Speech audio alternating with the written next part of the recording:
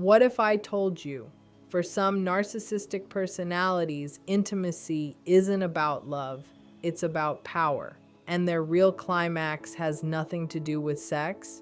Today, we're exposing the 3 dirty psychological ways they reach their version of orgasm, and why it has everything to do with control over you.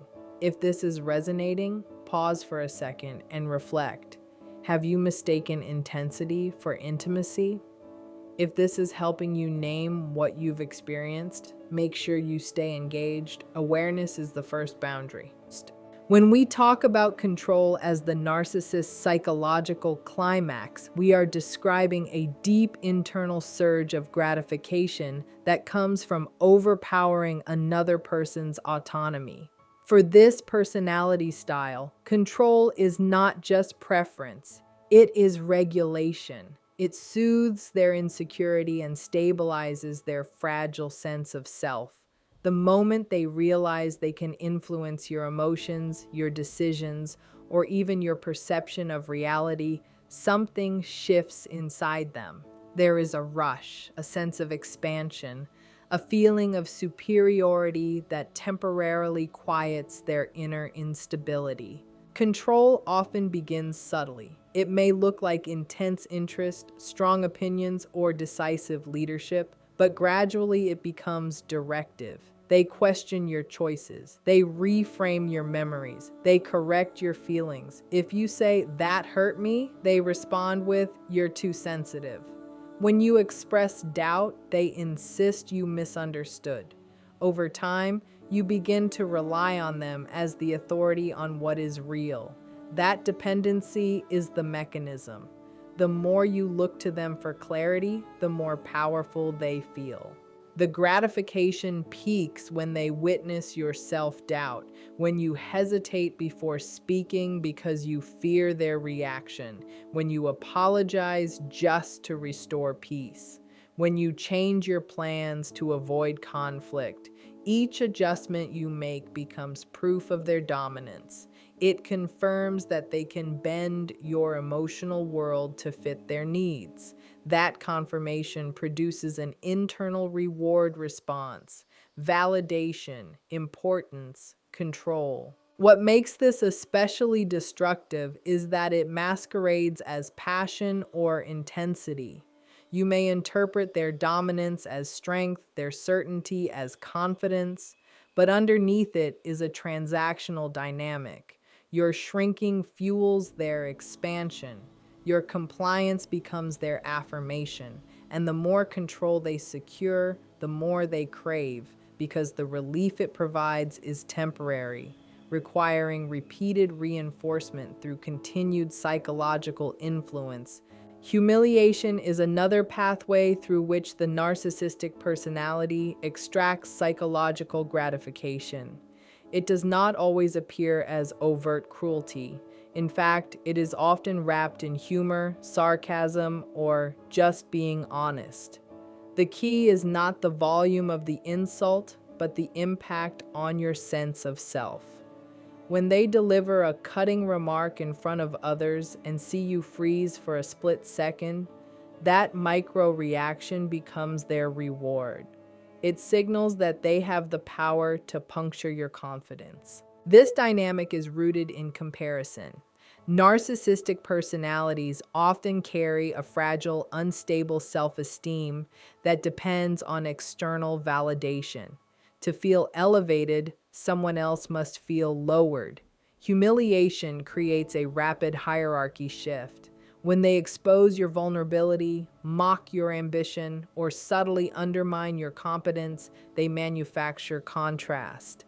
In that contrast, they experience themselves as superior, sharper, more dominant. The humiliation may also be private. They may bring up past mistakes during arguments, exaggerate your flaws, or weaponize insecurities you once trusted them with.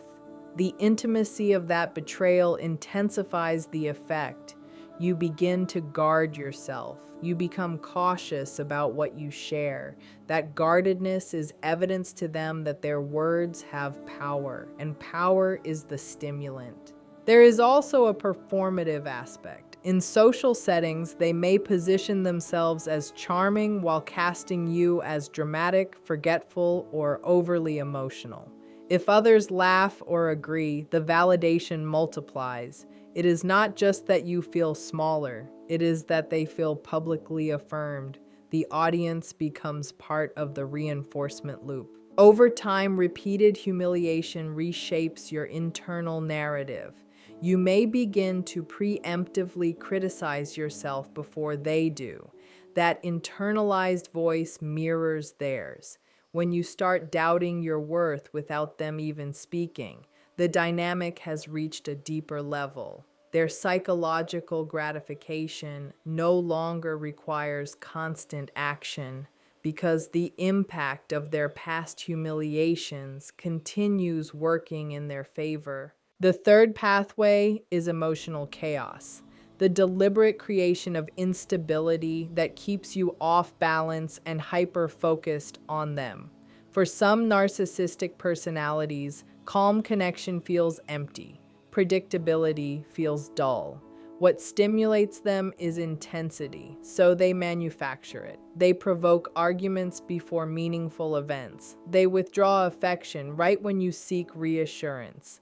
They introduce doubt into moments that should feel secure. The confusion you experience is not accidental, it is functional. Emotional chaos activates urgency. When you feel anxious, you move toward repair. You ask what's wrong. You try to fix it. You over-explain. You overgive. That heightened state of pursuit becomes their fuel. Your nervous system is activated, and they are at the center of it. The more dysregulated you become, the more significant they feel. They interpret your distress as evidence of their importance. Triangulation often plays a role here. Mentioning an ex, praising someone else's qualities in comparison to yours, creating subtle competition. This injects insecurity into the bond. Instead of feeling chosen, you feel evaluated. Instead of feeling safe, you feel replaceable. That emotional volatility creates spikes, fear, jealousy, longing. For the narcissistic personality, those spikes are stimulating because they confirm that they can generate powerful reactions at will. There is also gratification in withholding, silence after conflict, delayed responses, sudden coldness following closeness. The unpredictability keeps you scanning for cues. You may replay conversations, question your tone, analyze every message. Your mental energy becomes consumed. That absorption is the point. When your emotional world revolves around deciphering them, they experience centrality. They feel like the axis around which everything turns. Over time, chaos replaces stability as the defining feature of the relationship. The dramatic reconciliations after explosive fights can feel intoxicating, creating a cycle of rupture and relief. That cycle mimics intensity and passion, but its core function is reinforcement. The instability keeps you attached through uncertainty, while they experience repeated surges of significance each time they destabilize and then momentarily restore connection. There is a fourth layer that often goes unnoticed because it looks passive on the surface, withholding as a form of eroticized power. For certain narcissistic personalities, the act of denying affection, approval, validation, or intimacy becomes its own psychological high. It is not always about what they do to you, it is about what they refuse to give. And in that refusal, they experience control at its most concentrated form. Withholding creates hunger. When warmth suddenly turns into distance, your nervous system reacts. You lean in, you try harder, you replay the last interaction to figure out what shifted. That searching energy becomes evidence of their influence. The more you crave restoration, the more they feel powerful. It confirms that they are the gatekeeper of connection. This can show up as silent treatment, emotional unavailability, or selective affection. They may be affectionate one day and cold the next with no explanation. That inconsistency is not random. It conditions you to associate relief with their approval. When they finally offer a small gesture of warmth after a period of distance, it feels amplified. Your brain registers it as reward. They sense that shift. They recognize that they can create deprivation and then resolve it, positioning themselves as both the cause of pain and the source of comfort. The psychological gratification intensifies when they see you adjusting your behavior to regain closeness. You may become more agreeable, less confrontational, more accommodating. Each compromise signals that access to affection is something you must earn. That dynamic elevates their perceived value while diminishing your sense of inherent worth. Over time, withholding restructures the relationship into a scarcity model. Love feels conditional. Attention feels rationed. You may find yourself celebrating minimal gestures because they follow periods of absence. For the narcissistic personality, this asymmetry is stimulating. They experience themselves as indispensable, the one who controls the emotional faucet, deciding when connection flows and when it stops. And that authority becomes a powerful internal reinforcement mechanism. The fifth mechanism is validation harvesting, the extraction of admiration, praise, and affirmation as a substitute for genuine intimacy. For certain narcissistic personalities, admiration is not simply enjoyable, it is regulating. It steadies an unstable self-image. When they can elicit awe, envy, or intense approval, they experience a surge that feels expansive and energizing. That surge becomes the psychological equivalent of climax. This often begins with performance. They present an idealized version of themselves, accomplished, charismatic, uniquely insightful, unusually attentive. In the early stages, you may feel swept up in their confidence. But what is happening beneath the surface is a scan for your reaction. Are you impressed? Are you captivated? Do you see them as exceptional? Your admiration becomes the stimulus. The gratification heightens when the validation feels earned through your emotional investment. If you sacrifice time, defend them to others, or prioritize their needs, they interpret that as proof of their significance. When you speak highly of them in public, when you look at them with pride, when you express gratitude for their presence, those moments reinforce their inflated self-concept. They feel magnified through your gaze. Social environments intensify this effect. Compliments from friends, attention from strangers, visible signs of desirability all amplify the internal reward. If they sense that others want what they have or want them, the validation multiplies. It is not about shared joy. It is about competitive elevation. Your admiration combined with external attention creates a layered reinforcement loop. Over time, this dynamic can leave you feeling unseen. Your role subtly shifts from partner to audience. Conversations orbit their achievements, their struggles, their image. When you need support, they may redirect focus back to themselves. The psychological gratification they derive from admiration is so central that mutuality becomes secondary. They do not seek connection as much as confirmation. And when admiration fades or feels insufficient, they often escalate behaviors, exaggeration, boasting, even crisis creation, to reestablish the flow of validation that sustains their internal sense of worth. The sixth mechanism is fear induction, the deliberate or unconscious use of intimidation, unpredictability, or emotional threat to secure compliance and emotional dominance. For certain narcissistic personalities, eliciting fear is not about physical harm. It is about psychological leverage. When they sense that you are afraid of upsetting them, losing them, or triggering their anger, they experience a surge of control that feels intensely empowering. Fear sharpens attention. When someone becomes unpredictable, explosive one moment, charming the next, your nervous system goes on alert. You begin monitoring tone, facial expression, timing. You anticipate reactions before they happen. That hypervigilance places them at the center of your awareness. They feel significant because your behavior adjusts around their moods. The room shifts when they shift. That impact becomes reinforcing. Anger plays a key role here. Sudden outbursts, harsh criticism, dramatic exits, these create emotional shockwaves. After such episodes, you may find yourself walking on eggshells, carefully choosing words to avoid escalation.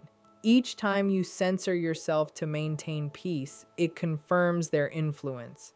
The knowledge that they can alter your behavior through emotional intensity becomes its own reward. Sometimes the fear is quieter. It may be the threat of abandonment, hints that they could easily replace you. Statements like, maybe this just isn't working, delivered during moments of vulnerability. That suggestion alone can destabilize you. The anxiety of potential loss increases your efforts to secure the bond. They interpret that urgency as proof of their desirability and power. Over time, fear conditions compliance. You may become more agreeable, more apologetic, more accommodating, not out of love, but out of anxiety. For the narcissistic personality, this dynamic reinforces superiority. They experience themselves as the emotional authority, the one whose approval determines safety.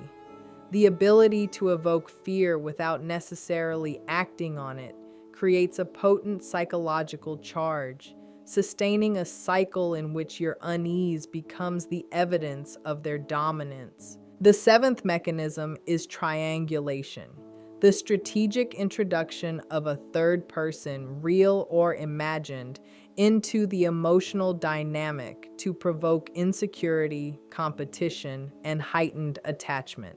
For certain narcissistic personalities, this maneuver generates a powerful psychological charge because it amplifies their perceived desirability and control simultaneously. Triangulation can be subtle. It may sound like casual comparisons.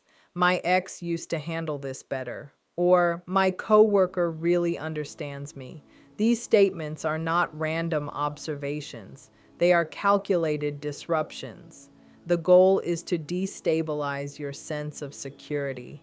When you begin comparing yourself, wondering if you measure up, your emotional equilibrium shifts. That shift becomes their reinforcement. The gratification intensifies when they see you competing, even silently. If you try harder to please them, dress differently, act more agreeable, or suppress concerns to avoid being replaced, they register that effort as proof of their value. Your anxiety translates into validation. The existence of a rival, whether real or exaggerated, elevates their status in their own mind. They become the prize. In some cases, the third party is used to provoke jealousy directly. Flirtation in front of you, excessive attention toward someone else, sharing intimate details about another connection. Your visible discomfort confirms their impact. Jealousy signals attachment. Attachment signals power. They interpret your reaction not as pain, but as evidence of their magnetism. Triangulation also allows them to avoid accountability. If conflict arises, they may seek sympathy from the third party, portraying themselves as misunderstood. This external validation reinforces their narrative while isolating you. The more alone you feel, the more dependent you may become on regaining their favor. Over time, triangulation reshapes the relationship into a competitive environment rather than a collaborative one. Instead of mutual growth, there is constant evaluation. Instead of safety, there is comparison. For the narcissistic personality, this atmosphere is stimulating because it keeps attention circulating around them. Multiple people vying, reacting, or validating creates layered reinforcement. They stand at the center of intersecting emotional currents, experiencing themselves as desired, contested, and ultimately in control. The eighth mechanism is conquest and discard, the psychological high derived from winning someone over and then emotionally detaching once the validation has been secured. For certain narcissistic personalities, the pursuit itself is intoxicating. The chase, the charm, the intensity of early connection creates a sense of power. When they successfully captivate you, when you fall, trust, attach, they experience a surge of triumph. In the beginning, they may mirror your values, interests, and dreams. This creates rapid intimacy. You feel seen, understood, chosen. But beneath that intensity is an unspoken objective, acquisition. Once they sense your emotional investment is solid, once you are attached, the internal shift begins. The excitement of pursuit fades because the uncertainty is gone. You are no longer a challenge. You are secured. The gratification peaks at the moment they recognize your dependence, when you prioritize them, when you express fear of losing them, when you rearrange your life around the relationship. That confirmation of influence delivers a powerful ego boost. It affirms their desirability and dominance. Then comes distancing. It may be gradual, less communication, reduced affection, or abrupt. The emotional withdrawal reinforces their authority. If you react with confusion or desperation, it deepens the cycle. Your attempts to restore closeness validate their impact all over again. Even in pulling away, they feel powerful. In some cases, discard becomes dramatic. They may abruptly end the relationship, move on quickly, or publicly display a new connection. This is not simply about replacement. It is about demonstrating mobility and control. The message is implicit. They can attach and detach at will. That perceived freedom intensifies their sense of superiority. For the narcissistic personality, conquest followed by discard recreates a cycle of stimulation. Each new target offers fresh validation. Each successful seduction reinforces their self-image. The emotional aftermath you experience, heartbreak, confusion, longing, is secondary in their internal calculus. What remains central is the repeated confirmation that they can enter someone's emotional world, command it, and exit on their terms.